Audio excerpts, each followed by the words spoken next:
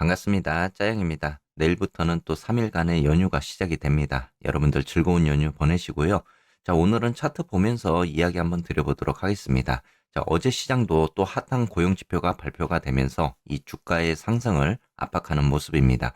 자, 오늘이 가장 중요한 시점이 될 것 같습니다. 임금 지표와 더불어서 고용 지표가 또 발표가 되기 때문에 다시 한번 고용이 뜨겁고 핫한 지표가 발표가 된다면 증시는 충격에 빠질 수 있습니다. 자, 지금의 미국 시장은 금리 상승으로만 주가가 하락을 하고 있는데요. 아마도 투자자들은 어느 순간 깨달음에 따라서 행동을 할 것 같습니다. 자, 금리가 오르면 주가가 하락한다는 확신은 너무나 당연한 이치입니다. 자, 이를 검토하는 사람이 거의 없습니다. 자, 그러나 검토되지 않고 검증되지 않은 믿음은 너무나 쉽게 우리를 잘못된 길로 이끌 수가 있습니다. 매번 저점을 잡는다, 더 하락한다, 이런 생각을 가지다 보면 어느 순간 주가가 상승을 하고 그러면서 나만 올라타지 못한 건가라는 심리가 여기저기서 또 터져 나오게 되죠. 저도 그동안에 이 매수에 대한 부분들을 보수적으로 해왔습니다. 하지만 추석 연휴가 지나면서 저도 이제 매수에 대한 부분들을 슬슬 가져가고 있는데요. 역발상 분석의 아버지인 험프리 닐이 모든 사람이 똑같이 생각을 하면 모두가 틀릴 가능성이 있다, 이렇게 이야기를 합니다. 자, 우리도 항상 투자를 할 때 모든 사람이 똑같이 생각을 하는 경우가 많습니다. 그렇기 때문에 우리가 때때로 인간 지표라는 이야기를 하기도 합니다. 지금의 미국 주식은 어떻게 보면 금리와 인플레이션이 높은 상관관계가 있다라는 사실을 스스로에게 좀 세뇌시켜야 될 부분인 것 같습니다. 올해도 예외는 아니었습니다. 많은 사람들이 강세장이 멈춘 원인으로 꼽히는 10년 만기 국제 수익률이 2019년 초부터 3.79%에서 시작을 해서 4.88%로 급등하는 모습을 보였습니다. 자, 2023년부터 10월 3일까지 같은 기간 10년 손익분기점, 우리가 인플레이션율이라고 합니다. 자, 인플레이션율이라는 거는 어찌 보면 채권 투자자들이 향후 10년 동안 예상되는 인플레이션에 대한 어떤 최선의 판단 기준선으로 우리가 볼 수가 있는 건데요. 이렇게 인플레이션율이 2.26%에서 2.23%로 소폭 상승하는 그러한 모습들도 보여주고 있습니다. 이렇게 인플레이션이 높아진다라는 건요, 기업 이익이 더 빨리 증가를 하기 때문에 이자율과 인플레이션 상관관계가 매우 중요해지는 시점입니다. 자, 이는 투자자들이 인플레이션을 좋아해야 된다라는 의미는 결코 아닙니다. 자, 인플레이션이 높다라는 거는 향후 몇 년 동안 수익이 더 높은 비율로 할인이 되어져야 된다라는 것을 의미하기도 합니다. 하지만 투자자들은 일반적으로 높은 인플레이션이 수반이 될 때 명목 소득 증가율보다 더 높은 할인율의 부정적인 영향에 더 큰 비중을 두고 있는 게 사실입니다. 그러다 보니까 이렇게 인플레이션이 높아지고 금리가 높아지는 이런 부정적인 시장을 보면서 이 주가의 하락에 베팅을 하는 그런 모습들이 더 나오게 되죠. 그러다 보니까 주가가 더 하락할 거란 심리가 시장에 전반적으로 더 커지게 퍼지고 있다, 이렇게도 우리가 봐야 될 것 같습니다. 하지만 어느 순간 투자자들이 인플레이션과 금리가 하락하기 시작하면은 또 반대적인 그런 오류를 범하게 되는 투자를 하게 되는 경우도 있습니다. 자, 지금 고금리가 지속이 되면서 증시는 더 하락할 가능성도 있겠지만, 하지만 누구도 예측을 못하는 만큼 모든 사람이 똑같은 생각을 할 때 반대적인 심리를 가져보는 것도 좋을 것 같습니다.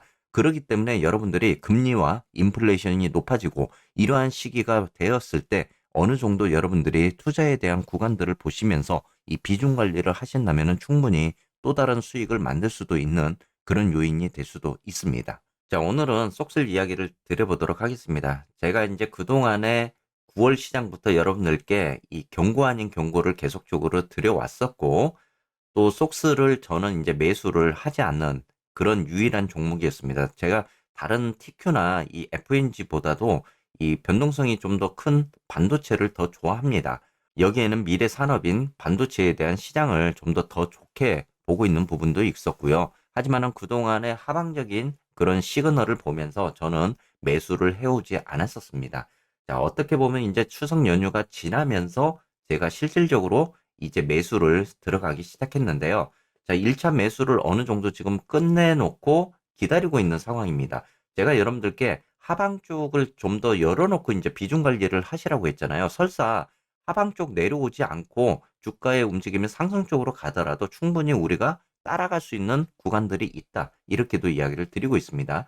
자, 지난번 작년 10월 우리 2022년도 쏙3 $6대의 저점적인 구간을 찍고 지금 시그널적인 추세를 보더라도 이 저점에 대한 구간들을 높이면서 가는 시점이에요. 그래서 지금 여러분들께 제가 이제 $16대까지도 열어놓고 이제 봐야 되는 부분, 그리고 주봉상으로도 사실 $16가 마지노선입니다. 이 구간이 이제 깨지게 되면 정말 좋지 않는 그런 최악의 상황이 벌어질 수도 있다. 이렇게도 이야기를 드리고 있는데, 다행인 거는 쏙쏙이 $16 후반대에서 지금 저점을 만들어주고 움직여주고 있는 패턴이잖아요.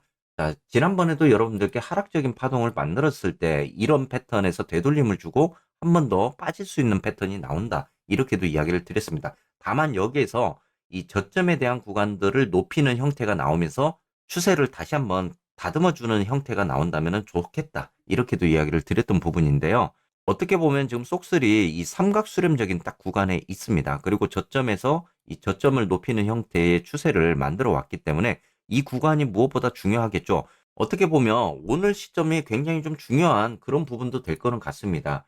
오늘 이제 고용시장에 따라서 또 삼각수렴적인 구간에 있기 때문에 이 패턴적인 부분에 있어서 방향성이 한 번 더 나올 수 있는 그런 구간이 되겠죠. 그래서 이 구간만 어느 정도 저점을 이탈하지 않는 범위가 나온다면은 이후에 속슬에 대한 추세적인 부분들이 충분히 상방 쪽으로도 움직일 수 있는 구간이 될 것 같다라는 생각이 듭니다. 그래서 저도 1차적인 그런 매수 구간들을 잡아서 지금 들어가 있는 상태입니다. 자, 속슬 여러분들 보유하고 계신 분들 또는 속슬 신규 매수에 대한 부분들을 보신 분들은 이제 오늘 고용지표에 따라서 방향성이 좀 나오기 때문에 거기에 따라서 여러분들이 어느 정도 분할 매수적인 부분들도 찾아가시면 좋을 것 같습니다. 끝으로 여러분들 TMF 많이 보유하고 계시죠? 뭐 어떤 분들은 이제 TMF의 하락적인 부분들을 보면서 TLTW, 이 배당주에 대한 부분들도 가져가는 분들이 많은 것 같습니다. 자, 지금으로서의 이 고금리 그리고 인플레이션에 대한 부분들이 아직까지 하방 쪽으로 내려오는 모습이 아닙니다. 그래서 이 TMF의 하방적 구간을 보더라도 아직까지는 좀 조심해야 될 그런 구간은 될 것 같습니다. 하지만 시그널로 봤을 때 정말 밑에 하방 거의 바닥 구간까지 거의 다 내려온 모습이에요. 여기서 더 내려간다면은 정말 지하실 땅굴을 파고 들어가는 형태가 나오는 부분인데 TMF가 여기서 이제 어느 정도 추세를 만들어 주더라도 이 채권이라는 거는 다만 어떤 추세적인 부분만 놓고 보기에는 어렵다. 이렇게도 이야기를 드렸습니다. 뭐 경제적인 지표에 대한 부분, 그리고 정치적 이슈에 대한 부분들, 각종 이슈에 대한 부분들이 또 채권의 움직임을 주고 있기 때문에요. 지금으로서 TMF는 이 구간 내에서 이 횡보적인 모습이라도 좀 보여주다가 그리고 이후에 상승을 할 수 있는 그런 요인들을 만들어줘야 될 것 같습니다. 지금 시장은 모든 사람이 똑같은 생각을 할 때 나만이라도 반대적 심리를 한번 가져보는 것도 좋을 것 같다라고 제가 이야기를 드렸잖아요.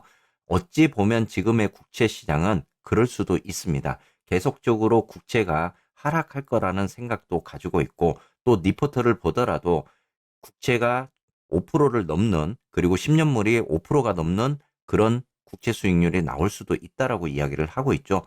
하지만 그것은 어느 누구도 예측을 하기는 어려울 것 같습니다.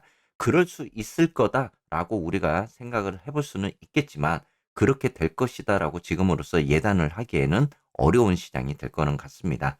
자, 여러분들 이제 연휴가 다가옵니다. 오늘 가장 중요한 또 고용 지표가 발표가 됩니다. 어찌 되었건 오늘 시장에 따라서 다시 한번 증시의 움직임이 그리고 그 지표에 따라서 이 변동성이 촉발될 수 있는 그런 증시가 될 것 같습니다. 오늘 시장 대응 잘 하시고 또 투자하시면서 스트레스 받지 않는 그런 투자하시기를 바라겠습니다. 즐거운 연휴 되시기를 바라겠습니다.